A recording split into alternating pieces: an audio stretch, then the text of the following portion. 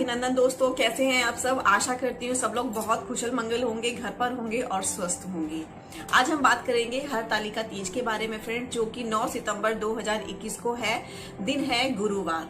बहुत ही सुंदर दिन है और बहुत ही अच्छा दिन है फ्रेंड। जैसे कि हम सब जानते हैं, हिंदू धर्म में बहुत सारी तीज मनाई जाती हैं।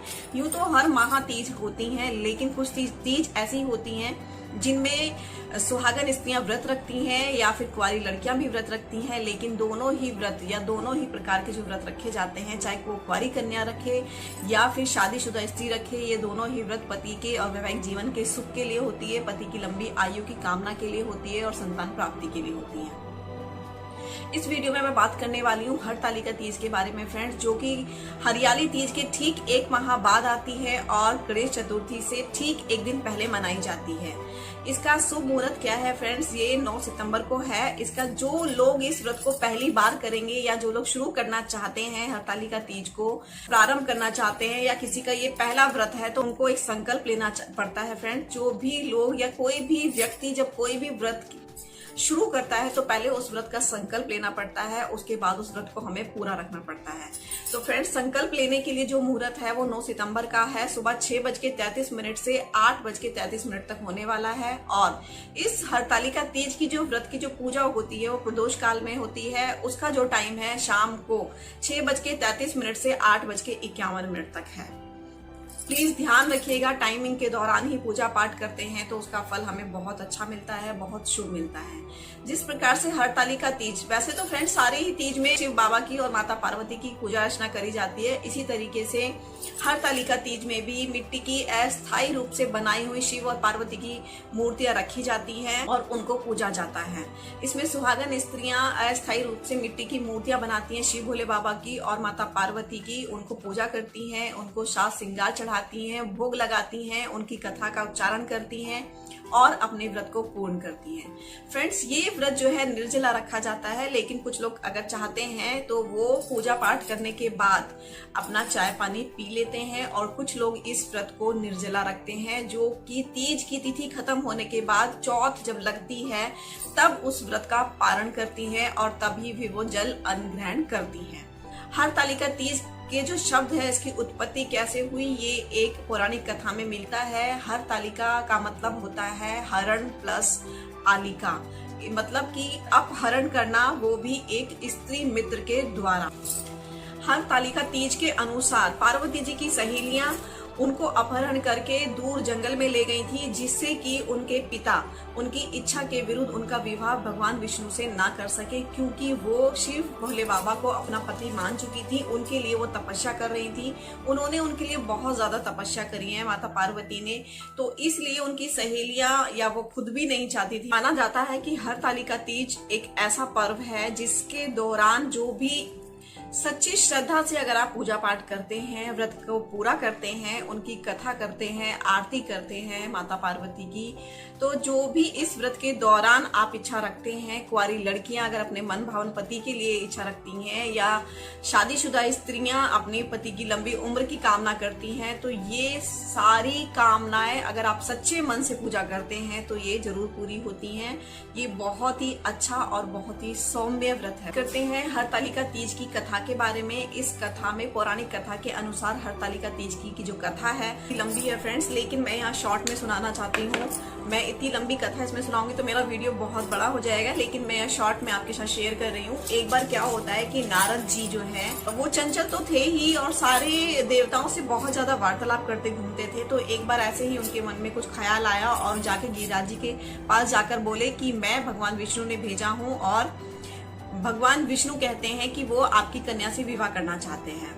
ऐसा कहकर वहां से चले जाते हैं और वहां से जाने के बाद वो फिर विष्णु भगवान के पास पहुंचते हैं और वहां जाकर कहते हैं कि मैं गिरिराज जी ने भेजा हूँ, गिरिराज जी चाहते हैं कि आप उनकी कन्या से विवाह करें। इस प्रकार से गिरिराज जी ने क्या किया कि अपना पार्वती का वो भगवान विष्णु से तय कर दिया और खुशी खुशी उस विवाह के बारे में तैयारी करने लगे।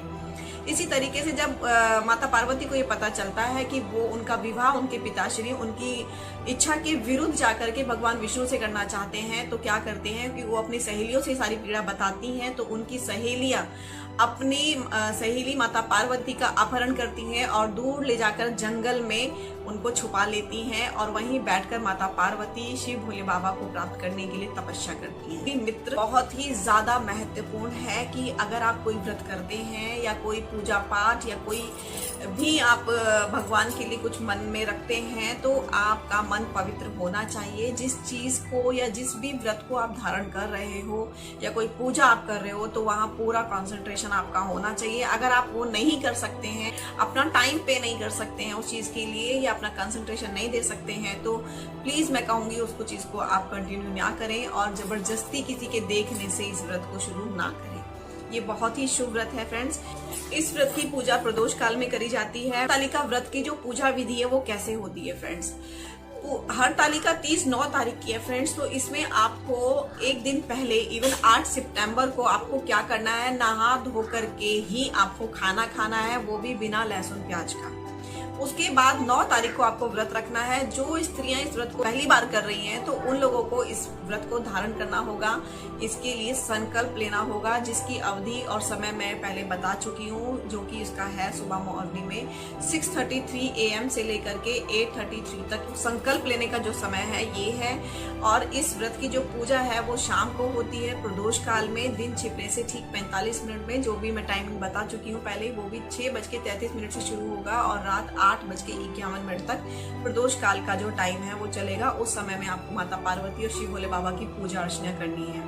इसमें एक बांस की बनी हुई टोकरी रखनी होती है, उसमें सारे फल फूल रखने होते हैं, माता पार्वती का पूरा श्रृंगार रखना होता है। स्त्रियां इसमें पूरा, जैसे करवा चौथ पे आप लोग तैयारी करते हैं, मेहंदी लगाते हैं, पूरा नया कपड़ा पहनते हैं, सारा श्रृंगार करती हैं, 16 श्रृंगार करके माता पार्वती की पूजा अर्चना करी जाती है फ्रेंड्स। और माता पार्वती को कपड़े चढ़ाए जाते हैं, उनके साथ श्रृंगार, उनके 16 श्रृंगार चढ़ाए जाते हैं और शिव भोले बाबा को फल और वो टोकरी पूरी उस पे चढ़ाई जाती है। उसके बाद इसको रखा जाता है और अगले दिन जब आप व्रत का पारण करते हैं तो आपको टाइम का बहुत ध्यान रखना है। ये नहीं है कि टाइम खत्म हो गया उसके बाद आप व्रत का पारण कर रहे हैं, नहीं।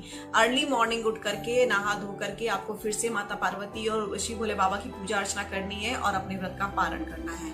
उसके बाद पारण करने के बाद आप जो चाहे वो खा सकते हैं, लेकिन ध्यान रखना है उसमें भी मांस मदिरा का पान नहीं कर सकते। पूजा के दौरान ही इस व्रत की कथा पढ़ी जाती है और बाद में माता पार्वती और शिव भोले बाबा की आरती करी जाती है। फ्रेंड्स, इस व्रत में अगर आप कथा नहीं करते हैं तो ये व्रत पूरा नहीं माना जाता है। इसे इसकी पूजा करी जाती है। इसी तरीके से फ्रेंड्स, कर्नाटक में, आंध्र प्रदेश, तमिलनाडु में हरतालिका तीज गौरी हवा तीज के नाम से प्रसिद्ध है। गौरी का आशीर्वाद प्राप्त करने के लिए सौभाग्यवती स्त्रियां इस व्रत को धारण करती हैं और अपने पति की लंबी उम्र की कामना और संतान प्राप्ति की कामना करती हैं।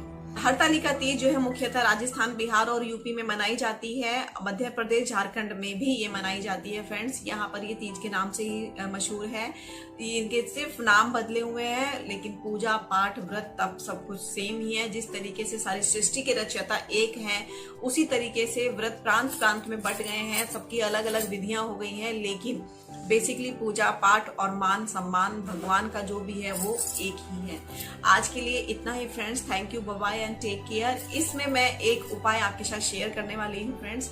अगर आप चाहते हैं कि आपका अखंड सौभाग्य बना रहे, आपका व्रत पूरी श्रद्धा से आपने किया है, तो आपको क्या करना है, माता पार्वती को ही आपको 16 श्रृंगार चढ़ाने हैं और साथ में एक सिंदूर की डिब्बी आपको किसी भी विवाहित स्त्री को आपको दान करना है। अगर आपकी श्रद्धा है या आपकी सामर्थ्य है तो आप थोड़ा सा ज्यादा श्रृंगार की चीजें या कोई कपड़ा भी आप उनको दान कर सकती हैं। ये एक उपाय के तौर पे या फिर एक पूजा के तौर पे आप इसको ले सकते हैं। ये बहुत ही शुभ कर होता है इस दिन ये सब करना।